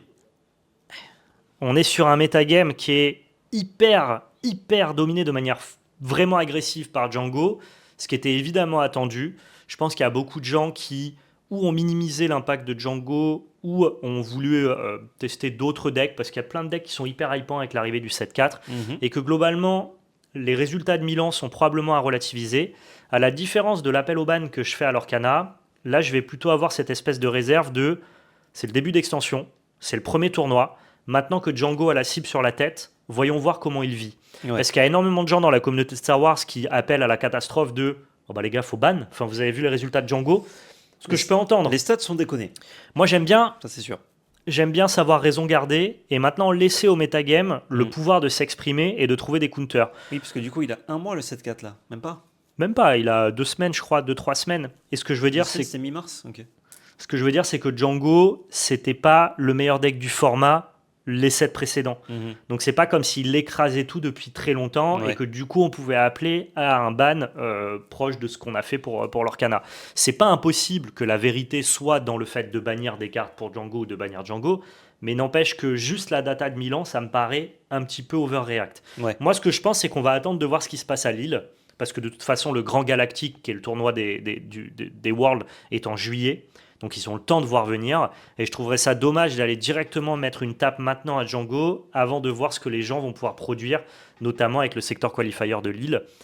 Franchement, si nous, à l'échelle locale, moi quand je vais jouer le jeudi soir, on trouve déjà des counters, des patterns de play qui attaquent Django, que ce soit des decks très contrôle, qui vont très peu passer par les unités, parce que le concept de Django, c'est qu'il engage tes unités. Ouais. Si tu passes par des decks très contrôle qui passent pas par des unités, tu peux entre guillemets invalider un petit peu son plan de jeu. Il y a des decks comme Palpatine qui s'en sortent très bien, Piet notamment qui s'est placé dans les tops, mais qui ont été ramenés en tellement peu de quantité que finalement les Django, tu vois, c'est aussi normal qu'ils aient énormément dominé. Ils ont écrasé toutes les stratégies offensives et agressives. Ouais. Mais ces stats-là sont pas relatives à la puissance de Django si le format essaye de le battre. Peut-être que Django restera un problème, mais en vrai les gens le savent pas encore. Il y a des decks comme Queenland Voss qui ont été pas mal ramenés d'ailleurs sur ce tournoi à Milan et qui ont réussi à performer convenablement. Moi en local, Queenland, c'est un deck je trouve qui a des super patterns de play, de très bonnes réponses à Django. C'est notamment un deck qui t'empêche de te déployer. Je veux dire, il va tout le temps mettre en place le fait que si tu te déploies avec Django, tu vas te faire ambush par une carte qui s'appelle Plo Koon et tu pourras rien y faire et elle te tionne de spot. Donc one shot. Ça one shot ton Django. Paf. Ah oui, ça one shot ton Django. Donc il attend que tu te déploies et tu peux jamais te déployer. T'as jamais un good timing. Donc ce qui du coup empêche de trigger ta capacité de ping les unités adverses sur l'entièreté du board, en tout cas de manière répétée. Donc voilà, je trouve que les stats de Milan poussent à l'overréaction mais sont pas représentatifs de la vérité, quand bien même effectivement, et moi je le disais, j'ai fait pas mal de contenu, pas mal d'affrontements sur le jeu, je dis Django c'est clair que c'est probablement le tiers 1 du format, c'est clair que c'est hyper puissant. Après voilà, je sais qu'il y a des stratégies qui l'attaquent bien et elles n'ont pas été hyper valorisées à Milan, donc à voir à voir ce que ça donne. Et en plus, la puissance d'un méta qui peut peut-être s'équilibrer, c'est qu'en fait, si tu as des stratégies très contrôle qui viennent attaquer Django, bien dans ce cas-là, les decks agressifs prédatés par Django peuvent venir par Battre effet ceux de qui battent ricochet. Django. Protéger Django. Ouais, protéger Django. Est-ce qu'il faut le protéger? Je sais pas. Peut-être qu'on le bannira, mais moi je serais quand même curieux de voir ce qui va se passer à Milan. Par contre, je suis très content. J'aime beaucoup Star Wars Unlimited, j'y joue pas mal. Et j'avais théorisé que les listes de Django qu'on voyait passer sur Internet n'étaient pas de ce que moi j'attendais d'une bonne liste de Django. Et j'avais théorisé le fait que c'était 3 Sneak Attack et 3 Devastator. Et que tous les gens qui jouaient que 2 Sneak Attack ou 1-2 Devastator n'avaient pas conscience d'à quel point ce powerplay était dévastateur, comme le Devastator le laisse entendre. C'est dans le Et- nom au final. Et qu'il fallait absolument maximiser ses ratios, quitte à devoir avoir ses cartes en early game et les mettre en ressources. Tous les Django du top 8 ont 3 Devastator, 3 Sneak Attack, 3 TDR. En fait, en gros, le play a tellement carte forte et d'impact au forte. moment où tu résous la Mm. carte que tu es obligé de maximiser ses ratios, quand bien même Ouais. ça a l'air d'être des curves.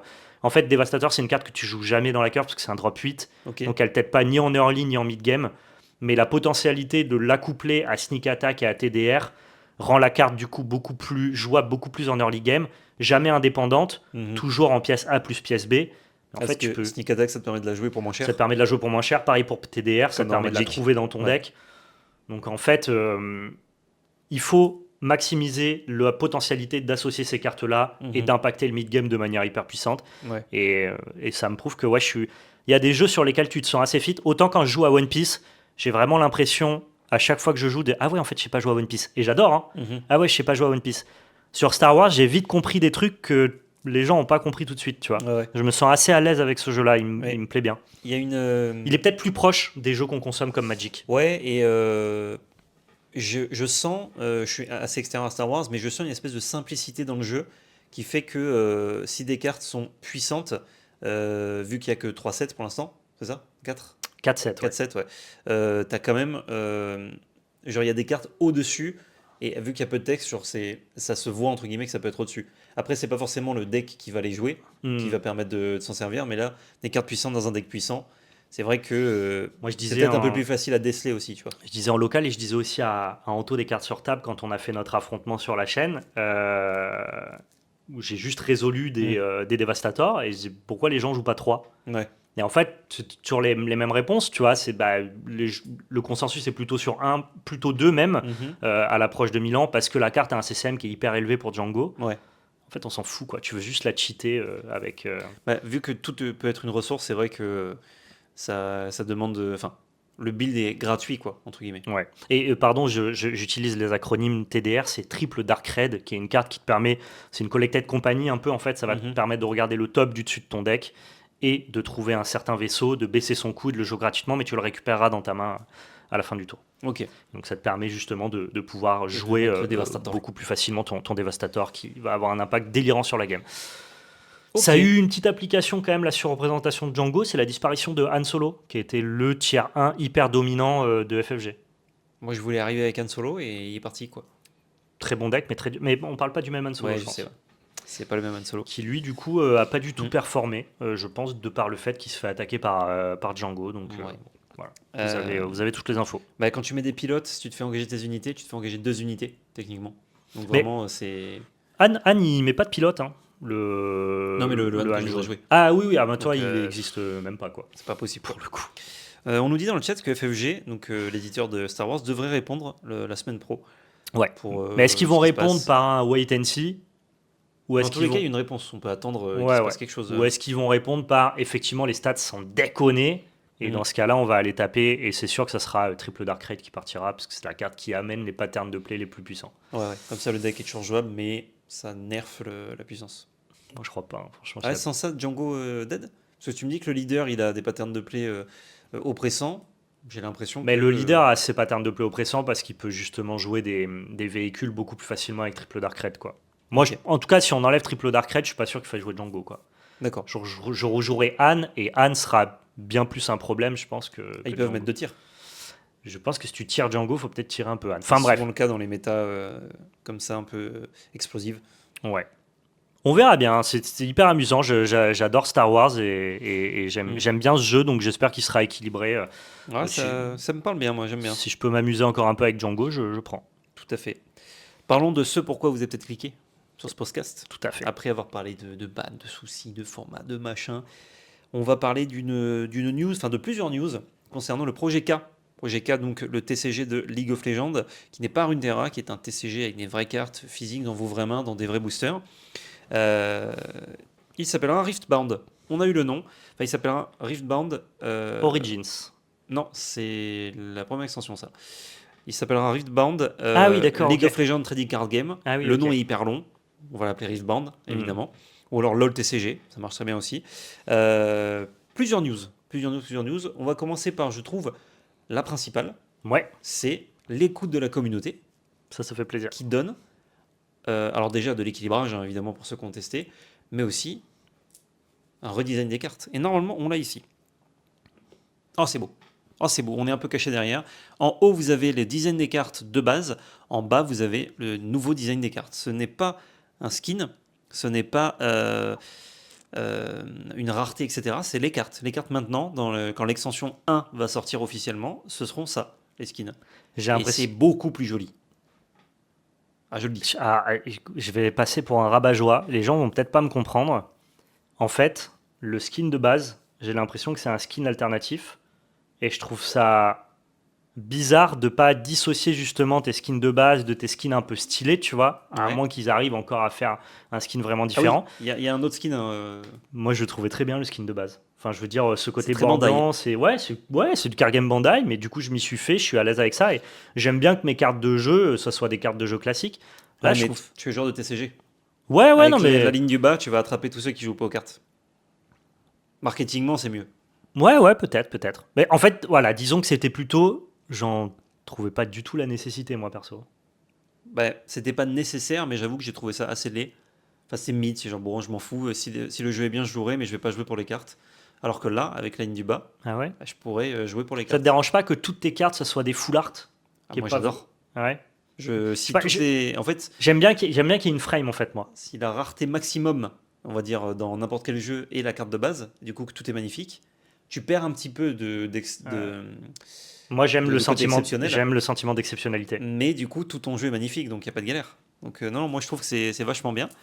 Et surtout, c'est pas en mode on a changé la couleur de la frame. C'est qu'on a bien rework, quoi. Ouais, bah, il y a quasiment plus de frame, en fait, en soi. Ouais, c'est ça. Bon, pour le texte, quoi. Mais pas pour les Ah cartes. putain, je crois que je suis attaché à la frame. Je crois que je suis un peu un jeu de la vieille là-dessus. J'aime bien justement la frame et qu'il y ait des alternatives. Je suis de cette team-là. Ok. Genre, ça m'a pas du tout en mode waouh, génial qu'ils aient changé. Je suis pas en mode ah putain, il y a plus de frame. Mais j'entends, parce que c'est vraiment très personnel. Je pense pas que ce soit mon avis qui compte. Les alternatives, ce sera peut-être les cartes de base. Pour Mais... les gens comme toi. Ouais, mais du coup, Allez, tenez, du rectangle. tenez là, les Ouais. trucs moches là. Je rejoins Val, je préfère les frames et l'exceptionnel. Ouais, je suis comme ça moi. Bah, est-ce que des cartes moches qui rendent du coup les Ah, cartes belles elles encore sont- plus belles, elles c'est sont pas nécessaire? forcément moches. Après, moi, je les trouve pas moches. Franchement, c'est aucune originalité. Ah, c'était de la frame classique Bandai, quoi. Mais blanc. lisible, fonctionnel, ça te fait penser à un TCG, quoi. Ouais, mais genre, il y a même. Genre, One Piece, le dessin est quand même derrière le texte. Là, même plus. Là, il y a vraiment un petit carré et énormément de blanc et de vide. Ça me choquait pas, je les trouvais pas laides, je les trouvais pas belles, je les trouvais fonctionnelles, quoi. Mm. Et du coup, Ça- en mode, ah putain, j'ai mon petit skin, tu vois. Ouais. Bon, du coup, les skins n'ont pas été révélés, mais ils ont dit il y a de la secret, il y a Voilà, plein de grosses du coup, dingueries ils qui vont arrivent. reskinner et vous faire des trucs différents, Donc quoi. ça va être très beau pour ça. On a aussi, deuxième news importante, des dates. On a un lancement en Chine qui sera cet été, en 2025. On a un lancement dans les pays anglophones en 2025. Et j'ai une date, apparemment, ce serait octobre. Je sais pas d'où elle sort la date, mais j'ai vu plusieurs articles qui ont dit octobre. Ouais. Donc je suppose que la date est officielle. En tout cas, dans la vidéo de présentation de 5 Octobre minutes. 2025 ils le pour disent pas. les anglophones. Et ailleurs dans le monde en 2026. Donc nous, vu qu'ils veulent pas, à mon avis, s'embêter à faire trop d'écart, je pense que ce sera premier trimestre 2026 pour nous, si on a le jeu. Ah ouais, pourquoi? Bah, parce que sinon ça fait trop d'écart. Déjà la Chine c'est cet été. Ensuite tu as 2-3 mois d'écart avec les pays anglophones. Si Ah, parce jamais que tu t'es- penses que nous, on sera pas compté comme un pays anglophone? Ah non. Le jeu, il va sortir en français? Ah bah non, c'est la distribution. Ah non, mais C'est pas pour la moi, langue. je pense qu'on est un pays anglophone. Hein. Ah ben, enfin, je veux dire, il y a juste la Chine et le reste du monde, c'est en gros pour dire, ils vont distribuer en anglais le jeu ailleurs. Hein. Non, c'est. Ah, t'es sûr de ça? C'est genre, nous, la France, on n'aura pas le jeu en même temps que les États-Unis. Prends la définition d'anglophone, qui parle anglais. Ouais, mais Du coup, je pour moi, pense que c'est Amérique du Nord. dans leur prisme, c'est plutôt en mode on le sort en Chine et après pour le reste du monde, on sort le jeu en anglais et on admet que on ne fait pas de préférence de langue, juste on le sort en anglais. Ils Ah ont, si, dit, ils ont dit dans les pays anglophones. ouais, mais je comprendrais pas English le. speaking country. Ouais, mais enfin, je serais étonné globalement que la France doive attendre jusqu'en 2026. En tout cas, la communication, pour moi, ça veut dire ça. Oui, oui, bien sûr, mais je m'attends à autre chose, quoi. Ok, bah peut-être, hein, ce serait bien, mais c'est quoi ailleurs? Sachant que les TCG ne sont pas distribués en Afrique. Qu'en Asie, il y aura déjà. Parce qu'ils ont dit et ailleurs en 2026. Ouais, on a dit 3 dates. Enfin, 3 timing. Japon. Bah, quand tu distribues déjà en Chine, le Japon, c'est pas trop loin. Ouais, c'est frustrant en vrai, hein, qui consomment en anglais. Ouais, moi c'est comme ça. En fait, c'est ça. Je le comprends comme Flav Doudou dans le chat. Pour moi, anglophone, c'est Ah qui oui. consomme en anglais. Mais, Mais est-ce que c'est ce qui vous arrange? Ou est-ce que c'est ce qu'ils veulent dire? ça veut dire que le jeu sortirait pas en Europe. Tu te rends compte? C'est fou. Ah, on a Explicit qui dit The game is set to launch this year across many English-speaking countries. Ouais, Donc, ouais, il non, parle mais vraiment de pays, quoi. ça va effectivement dans ton sens. C'est pas ce que je dis, mais. Pour moi, la France, c'est pas dedans. Je trouve Mais ça donc, bizarre donc s'il y ça en veut a. dire que l'Europe, qui est un continent de TCG, ne reçoit pas League of Legends en Ouais. octobre. Il y a un monde où il y en aura au Royaume-Uni, donc juste au-dessus de nous, et pas chez nous. Après, on pourra en acheter, mais on va payer cher, quoi. Tu as peut-être raison, je comprends pas le move. Voilà. Moi non plus. Ah, Moi, j'ai pas vraiment, dit c'est bien, hein. je- Moi, j'ai dit ce qu'ils disent, hein. En fait, je crois que C'est je tout. me raccroche aux branches parce que je ne veux pas croire que tu aies raison, quand bien même c'est ce qui a l'air d'être dit Mhm. explicitement, parce que ça n'a aucun sens. Ouais. Suite de la phrase with additional global regions planned for 2026. Bah, ça n'a aucun sens. Je trouve ça très bizarre. Parce que pareil, les Allemands, ils vont être en mode non, mais nous. Enfin, genre, Allemand, c'est Espagne, quasiment la même langue. Italie, France, ça n'a Non, aucun sens. Espagne, genre la langue est quand même plus compliquée en France aussi. C'est pas une langue Non, mais qui, je veux dire, ils auraient pu le sortir en. Si en fait, s'ils ne souhaitent pas le traduire et que Ouais. dans tous les cas, on Ah, ils va peuvent le avoir le jeu sortir en quand même anglais, en anglais, ouais. bah, Bien sûr. dans ce cas-là, ça n'a aucun sens de pas le global release, quoi. Je pense que c'est par rapport au distributeur. Ils travaillent avec UVS, je ne connais pas, mais apparemment ça fait 20 ans qu'ils sont dans le TCG, donc c'est un distributeur reconnu. Et du coup, ça a dû être semi-imposé par le distrib, hein, qui a dû dire bah, on fait comme ça si vous voulez sortir récemment, sinon pour une Moi, global release c'est 2026. moi, j'aurais délayé global release 2026. Enfin, je veux dire. Je pense que Riot a dit non, on sait cette année. Et du coup, ils ont dit ok, bah, c'est bah, que là et Riot, là. bah, je suis deg, voilà, je vous le dis, Riot, je suis pas content. Je pense que ça s'est passé comme ça. Hein. Je vois pas trop pourquoi sinon. Ouais, c'est bizarre. Mais ok, soit. Donc ça, mais bon, bonne nouvelle c'est qu'on a les dates, même si les dates ne nous ravissent pas Bah, forcément non, pas du actuellement. tout, ouais. Ils ont prévu des packs de démarrage pour s'initier, donc des decks classiques où tu peux rosser au 1v1. Ils ont recommuniqué sur les formats, du coup c'est bien 1v1, 2v2, free for all. Pas de nombre de joueurs pour le free for all. Je suppose que ça va être des games à 4-5, pas à 1000. Ça dépend de la taille de ta table. Je pense que vu Table qu'il y a ronde l'air à d'avoir 12. un espèce de board, quand on a beaucoup, ça devient vite Ah, ça difficile, devient quoi. vite compliqué, ouais. Mais bon, c'est ça le free for all normalement, c'est bon, il n'y a pas trop de nombre de joueurs quoi. Tu peux faire du free for all à 3, Ouais, je ouais. pense, mais bon, ça doit être un peu bis quoi. Donc ouais, ils ont quand même un peu plus mis l'accent sur le 1v1, ils ont commencé par dire ça, c'est un jeu 1v1, mais qui a des modes de multi, un peu comme la première vidéo qu'on avait vue sur la présentation de Ah Projet ouais K. Ils l'avaient présenté comme un jeu multi qui avait des modes 1v1 à la base. Euh, C'est comme ça qu'ils l'ont présenté. C'était ça qui était hyper bizarre sur le branding de LoL, c'est que c'est vendu comme un jeu multi à la base. Oui, c'est vrai, ils avaient fait l'inverse. C'est vendu comme un jeu multi qui a des possibilités de 1v1 compétitif, ce Ouais. qui est un peu au contre-pied de tout ce qui se fait, quoi. Là, ils ont fait l'inverse, mais ils ont quand même communiqué sur les deux encore une fois. Ils ont remis une couche, tu vois, dans tous les On cas. verra bien. En tout cas, on consomme comme on veut, nous, après. La première Mais si extension, tout est designé pour du multi, ça va être chiant sur les effets des cartes, pour le 1v1. ça dépend. Si tu mets chaque adversaire, ça Oui, va. mais ça sera comme quand tu lis un set de standard à Magic, quoi. Ça va être Ouais. frustrant de penser que tes cartes, elles n'ont pas été pensées d'abord pour le format que toi tu consommes, mais pour un autre, tu vois. Oui, ça c'est sûr. Bon, après, cela dit, c'est annoncé, c'est pas caché. Ouais, au moins. Au moins. Au moins, président de la gueule, Louisa. Première extension qui s'appellera du coup Riftbound Origin. 300 cartes, plus de 300 cartes pour le premier set. Bon, c'est normal, hein. Un premier set de cartes, généralement, t'en as quand même pas mal. Si vous voulez découvrir les règles, on a fait une vidéo dédiée qui est sortie sur la chaîne MultiTCG sur les règles de League of Legends. Tout à fait. 14 cartes par booster. J'ai même la composition des boosters. Et il y a une news qui me fait plaisir, moi. Je sais pas si tu l'as vu sur la compo aussi. Il y a 7 communes, 3 Unco et 3 foils par booster. Ok. Et un token. On va foiler à fond du coup. Ben voilà, ça fait plaisir. 3 Unco et 3 foils, et les rares, elles sont où? Je pense qu'elles sont dans les foils. Donc je sais pas si c'est 3 rares. Donc ça veut dire que tes rares sont forcément foil. C'est du card game quoi. Moi j'ai compris ça, Ça veut dire que du coup, par contre, tu pourras pas foiler tes communes et tes Unco. pour l'instant. Bah, elles seront full art. Bah, franchement, si tes communes Unco elles sont comme ce qu'on vient de voir, pas de galère. Hein. Ok, ok. Donc ça, tu auras 3 starter decks du coup, Jinx, Victor et Lee Sin. On n'a pas encore vu Lee Sin. On a vu Jinx et Victor, mais on les avait déjà vus, puisque c'était Reskin. Bah, c'est les cartes qu'on a montrées tout à l'heure. On a les booster box, les boîtes de booster, du coup les displays qui seront de 24 boosters et qui seront un MSRP de 120 $. Donc en euros, ça doit être pas loin. Souvent, il y a une augmentation, même si ça devrait être une diminution. Ça doit être du coup du 125 €, je suppose. Mhm. Ça se positionne sur les cartes game classiques qu'on voit récemment. Ouais, En ouais, c'est Magic. même peut-être un peu moins cher que ce qu'on a l'habitude. L'Orcana, c'est 125 en préco, Ouais. 130 de base. Enfin, sans préco, donc Ouais, c'est c'est ça. peut-être un poil moins cher. Sur le prix de Star Wars. Mm. Pour C'est moins cher qu'One Piece par exemple. les chase, enfin la rareté maximale, pas de skin, mais de jouabilité, donc ce serait 6 par boîte. Donc c'est assez généreux sur 24 boosters, c'est 6 bien. sur 24, ouais, C'est-à-dire ok. que c'est pas trop chiant à obtenir. Et il y a une carte alternative par case. C'est des caisses de Alt combien? Si on reprend le format que tous les autres prennent, c'est des cases de 4 logiquement. Mais on n'a pas l'info. Bah, Magic prend des caisses de 6.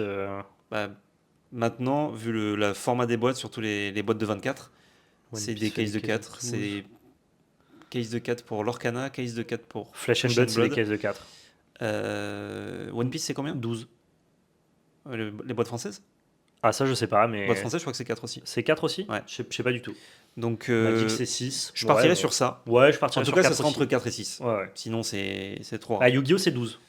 Tu vois, pour te donner un ordre d'idée. Et c'est 24 boosters Ouais. Ah, mais Yu-Gi-Oh! C'est. Ils font ce qu'ils veulent, quoi. Ce qu'ils veulent, Yu-Gi-Oh! Ce Ils qu'ils ont pas veulent besoin dans de leur regarder ce qui se passe à côté. Battre Ouais. le cul. Non, OP, c'est OP, 12 c'est la bien case. 12 la case. Ouais. Ah, ok, mais en français. Ok. Donc, Et en anglais, du coup. bon, si c'est 1 sur 12, ça va être chiant. Si c'est 1 sur 4, c'est ok. Ouais, bon, je parierais plutôt sur une sur 4, sinon c'est vraiment trop de chase. Ouais. Et surtout, à ton premier set où ça va être sold out, t'es pas content, quoi. Donc voilà, aussi un autre produit qui sera dispo, beaucoup d'infos dans cette vidéo, hein, c'est cool. Il y aura donc les Champions Decks, ça on l'a dit, et les Proving Ground. Enfin, le Proving Ground, c'est un package pour tout de suite pouvoir jouer en multijoueur, mais je suppose que les decks seront jouables aussi en 1v1, parce qu'apparemment c'est la même composition de deck. Enfin, en tout cas, ils n'ont pas spécifié. Mhm. Avec 4 héros qui seront Lux, Maître Yi, Garen et Annie, si je dis pas de bêtises. Et moi, je suis très content qu'il y ait Lux et Garen, donc hâte de voir ça. Et ah bah oui, c'était écrit plus Lux, bas. Annie, Mastery et Garen. Ouais. Donc régalade. Et ça permet tout de suite aux gens d'acheter ça, de jouer sans acheter d'autres cartes. Vous pouvez jouer à 4, donc faire du 2v2, faire du FFA, faire 2 1v1 en changeant les decks. Excellente idée de faire ce pack-là, qui je suppose sera pas très coûteux, puisque c'est un kit de base. Je m'avance pas sur le prix, attention, mais si tu fais un pack de base très coûteux, ça n'a pas de sens. Du coup, les gens ne commencent pas au jeu. Le chat nous dit que Star Wars c'est case de 6, pardon, je rectifie du coup. Ok. Et du coup, ça régale. Bah écoute, Ce petit produit. j'étais chaud, je suis deck du coup maintenant, mais. Ah, après, si c'est octobre et que c'est janvier, finalement, il n'y a que 2 mois d'écart. Hein. Ouais, mais c'est hyper frustrant que ça Mais c'est sorte frustrant. dans le reste du monde et que nous, l'Europe, on n'y ait pas accès. Enfin, même en Mm. termes de contenu, ça veut dire que tout le contenu. Tu vois, globalement, nous, quand tu vas vouloir créer du contenu sur League of Legends, en fait, Ouais. tous les gens qui auront voulu s'intéresser au jeu, ils auront déjà regardé du contenu anglophone. Donc, même pour nous, en termes de créateurs de contenu, t'as aucune primeur. C'est pour ça que, selon moi, ils vont les sortir rapidement et peut-être attendre un peu avant de sortir le set 2. Ça m'étonnerait que le set 2, qui est déjà préparé apparemment, sorte en Chine, typiquement, avant qu'on ait, nous, les premières cartes. Je saurais pas dire, je Après, saurais pas dire, mais. L'avantage, c'est Non, mais que moi, la le création de le contenu- décalage Chine-Occident Ouais, me gêne pas. il C'est est le vachement moins décalage gênant. interne à l'Occident qui Mm. me pose problème. Parce que je te dis, nous, en termes de création de contenu, tu vas créer du contenu sur globalement des choses que les gens auront déjà regardées en anglophonie finalement. Ouais. Et donc, c'est frustrant pour le créateur de contenu et frustrant pour le consommateur qui va devoir attendre alors que les autres ils s'amusent, quoi. Donc, un Ouais. peu déçu. Voilà. Ça, j'avoue, mais suite au prochain épisode, hein, puisque ça dépend ce qu'ils appellent par pays anglophone, et ça se trouve, ils vont peut-être diviser un peu leur quantité pour avoir des produits anglais S'ils ailleurs. disent reste du monde en plus, j'avoue que ça me prête moins à la confusion. Mm. Donc ouais, ok, bah écoute, on verra bien. En tout cas, ça annonce plein de bonnes choses. D'en être un rework, donc les mécaniques, ça c'est normal. Enfin, pas les mécaniques, les stats c'est normal, mais de rework, je vous le remontre une frame entière par rapport au retour de la communauté alors que tu as le jeu qui est déjà un peu en production, c'est quand même énorme. Donc ça annonce du bon pour la suite. S'ils peuvent écouter à ce point-là et mettre les Ouais. moyens de faire ça. Bon, les artworks, c'est grosso modo les mêmes. Hein, genre Jinx, je crois que c'est un artwork qu'on avait déjà vu d'une autre carte, il me semble. Je dis pas de bêtises. Peut-être, je saurais pas te dire. C'est des designs déjà créés. En tous les Ouais, cas, c'est ouais. des personnages qui existent. Donc c'est moins cher que de recréer tout un perso. Mais chapeau quand même. Moi, j'apprécie. Sans parler que ça passe d'une carte que j'aimais moins à un design que j'aime plus. Le fait qu'il l'ait fait, c'est grave bien. Et il y avait une petite blague dans la vidéo. Je pense que la quatrième carte en partant de la gauche était un peu craquée. Parce qu'ils ont dit qu'ils l'avaient rebalance justement. En mode, oh, vous inquiétez pas, on l'a retouché. Ok. Donc je pense que c'était un peu Une carte un peu power. trop fort dans les premiers tests, quoi. On Ok. pourra retrouver aussi, dernière info, ces cartes en test dans tous les événements Riot que vous pourrez retrouver IRL. Ouais, notamment Donc, les événements TFT ou League of Legends. Ouais, mais ils ont dit Riot, donc je pense que même s'il y a un gros tournoi Valorant officiel, Tu dois pouvoir avoir tu dois avoir un peu de un cartes, side quoi. event pour pouvoir tester le jeu. En tout cas, ça s'est beaucoup fait en Chine. Il y a eu Ouais. beaucoup de séances de tests, notamment dans comme tu dis, les compétitions, effectivement. Ezak. Donc ça fait plaisir. Yep. Fin de ce podcast, je crois. Ouais, On a bon, tout il dit était dense, hein, il y avait des choses à dire. Hein. Il Je crois était qu'on dense, ouais. on a tout dit. Merci à tous de l'avoir suivi, de nous avoir écoutés, de l'avoir regardé. Voilà, je crois qu'on a fait le tour. On se retrouve dans 2 semaines pour Exact. toujours plus d'actualité. N'hésitez pas à aller voir le podcast Magic. On parle notamment de la banlist. Et voilà, Et prenez de soin la de vous. non-banlist. Prenez soin de vous. Bonne fin de semaine, bon week-end. Et surtout, n'oubliez pas, c'était de la belle magie. Ciao Ciao tout le monde.